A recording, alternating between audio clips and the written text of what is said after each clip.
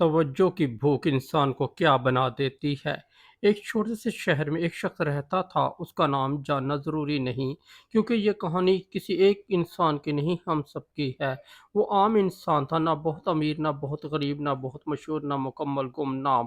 اس کے پاس زندگی کی بنیادی چیزیں موجود تھیں، مگر اس کے اندر ایک خلا تھا، ایسا خلا جو روٹی سے نہیں بھرتا، دولت سے نہیں بھرتا، آرام سے نہیں بھرتا۔ وہ خلا تھا توجہ کی بھوک۔ شروع میں سے خود بھی احساس نہیں تھا کہ وہ کس چیز کا بھوکا ہے، اسے صرف اتنا محسوس ہوتا تھا کہ جب لوگ اس کی تعریف کرتے ہیں تو اسے خوشی ملتی ہے، جب کوئی اس کی بات غور سے سنتا ہے تو اس کا دل ہلکا ہو جاتا ہے، جب لوگ اسے اہم سمجھتے ہیں تو اسے لگتا ہے واقعی زندہ ہے۔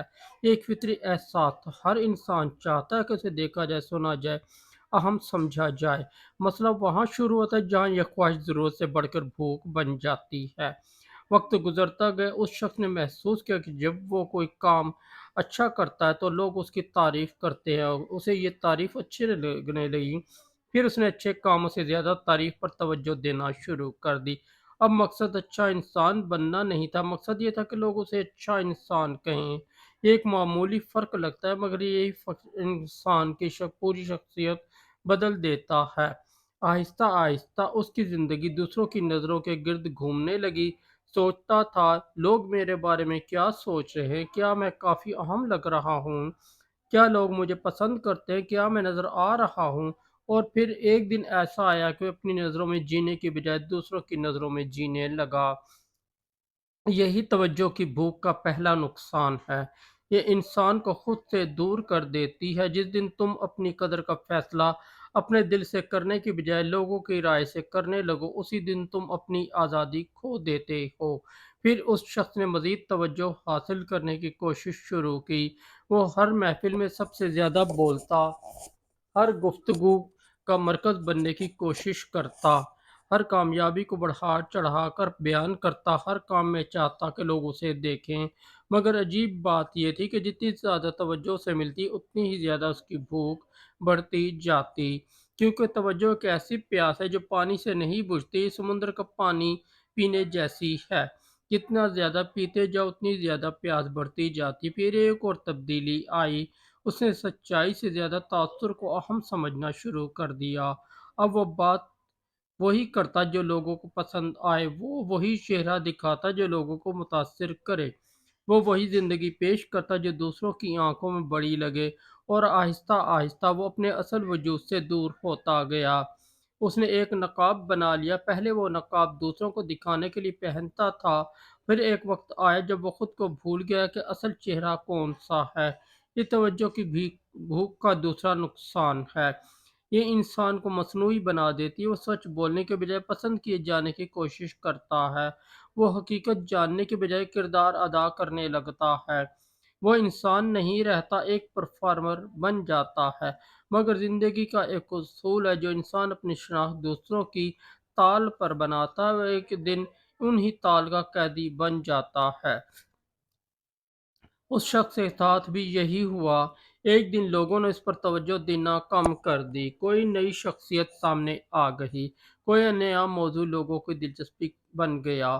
وہ جو کل اس کی سب کی نگاہوں کا مرکز تھا، آج معمول محسوس ہونے لگا۔ یہی وہ لمحہ تھا جب اس کے اندر کا خلا پوری شدت سے جاگ اٹھا۔ اسے ایسا لگا جیسے اس کی اہمیت ختم ہو گئی، جیسے اس کی قیمت کم ہو گئی، جیسے وہ کسی کام کا نہیں رہا۔ حالانکہ حقیقت میں اس کی قیمت کم نہیں ہوئی تھی، صرف لوگوں کی توجہ کم ہوئی تھی۔ مگر جس انسان نے اپنی قدر کو لوگوں کی توجہ سے جوڑ دیا، اس کے لیے دونوں چیزیں ایک جیسی محسوس ہوتی ہیں۔ اسی لیے بہت سے لوگ اندر سے ٹوٹ جاتے ہیں، کیونکہ انہوں نے اپنی شناخت کسی مضبوط بنیاد پر نہیں رکھی ہوتی۔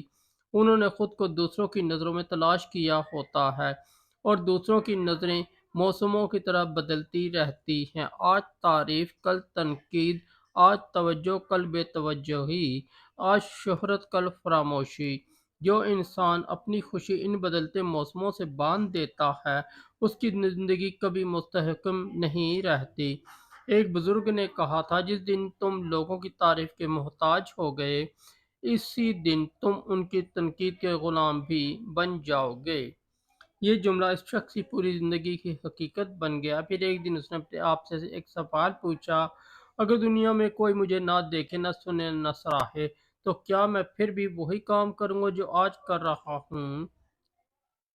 یہ سوال آسان نہیں تھا۔ اس نے کئی دن اسی سوچ میں گزار دیے اور پھر اسے احساس ہوا کہ اس کی زندگی کا بڑا حصہ دوسروں کی توجہ حاصل کرنے میں گزر گیا تھا۔ وہ کامیاب ہونا نہیں چاہتا تھا، وہ کامیاب نظر آنا چاہتا تھا، وہ خوش رہنا نہیں چاہتا تھا، وہ خوش نظر آنا چاہتا تھا، وہ باعزت بننا نہیں چاہتا تھا، باعزت دکھائی دینا چاہتا تھا، اور یہی فرق اس کی تمام بے چینی کی جڑ تھا۔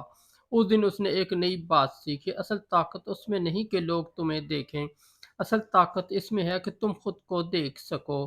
اصل کامیابی اس میں نہیں کہ دنیا تمہاری تعریف کرے، اصل کامیابی اس میں ہے کہ رات کو آئینے میں دیکھ کر تم اپنے آپ کا احترام کر سکو۔ اس سکون میں اصل سکون اس میں نہیں کہ ہزار لوگ تمہارا نام جانتے ہوں، اصل سکون اس میں ہے کہ تم اپنی حقیقت جانتے ہو۔ توجہ کی بھوک انسان کو ایک اداکار بنا دیتی ہے۔ وہ ہر وقت کسی نہ کسی سٹیج پر کھڑا رہتا ہے، وہ تالیاں ڈھونڈتا رہتا ہے، منظوری ڈھونڈتا رہتا ہے، تعریف ڈھونڈتا رہتا ہے، مگر جس دن وہ اپنے اندر جھانکنا سیکھ لیتا ہے، اس دن اسے معلوم ہوتا ہے کہ سب سے قیمتی منظوری دوسروں کی نہیں، اپنی ہوتی ہے، کیونکہ دنیا کی ہر آواز ایک دن خاموش ہو جائے گی، ہر تعریف ختم ہو جائے گی، ہر شہرت ماند پڑ جائے گی، مگر تمہارا اپنے آپ سے تعلق آخری سانس تک تمہارے ساتھ رہے گا۔ اسی لیے اپنی زندگی کو لوگوں کی توجہ حاصل کرنے میں مت گزارو، ایسا انسان بننے کی کوشش کرو جسے خاموشی میں بھی اپنی قدر معلوم ہو، کیونکہ جو انسان اپنی قیمت جان لیتا ہے وہ توجہ کا بھکاری نہیں رہتا، اور جو توجہ کا بھکاری نہیں رہتا وہی حقیقی معنوں میں انسان بن جاتا ہے۔ سوچنے کی بات یہ ہے کہ کیا ہم زندگی جی رہے ہیں یا صرف لوگوں کی نظروں میں اچھا دکھائی دینے کی کوشش کر رہے ہیں؟